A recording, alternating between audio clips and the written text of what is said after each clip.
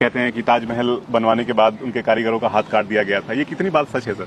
देखिए, ये हम जानते हैं कि ताजमहल को बनाने में तकरीबन 20,000 कारीगर लगे थे और 17 साल में वो बन के तैयार हुआ था। तो ये मानना असंभव है कि उस 17 साल में कभी भी शाहजहां के जहन में ये ख्याल नहीं आया होगा कि मेरे मरने के बाद और ताजमहल के बनने के बाद ये जो इमारत बन रही है, जो सैकड़ों साल चलेगी, इसकी देखरेख करनी होगी।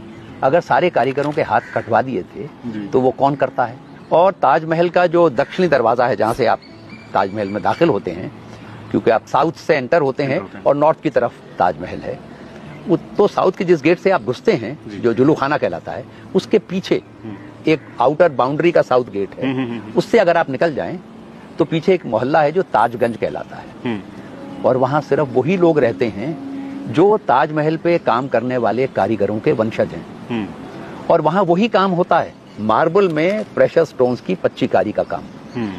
और हिंदुस्तान के हर राज्य के हेडक्वार्टर में, भोपाल में, जयपुर में, कलकत्ता में यूपी स्टेट का एम्पोरियम है, और वहां ये सारे पच्चीकारी के, मार्बल में पच्चीकारी के हैंडीक्राफ्ट बिकते हैं। वो कौन बना रहा है? जी, उन्हीं की संतानें हैं। जी, जी, जी। दूसरी बात ये, वो जो कहानी वहां सुनाई जाती है कि उसने, शाहजहां ने इसलिए हाथ कटवा दिए थे कि कोई और दूसरा ताजमहल ना बना ले।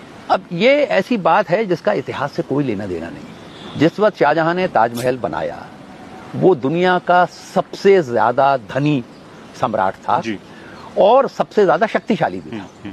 तो किसी की ये औकात नहीं थी कि वो इतना पैसा खर्च कर सके कोई भी इमारत बनाने में, अपनी पत्नी की यादगार के को कुछ भी बनाने में किसी के पास औकात ही नहीं थी।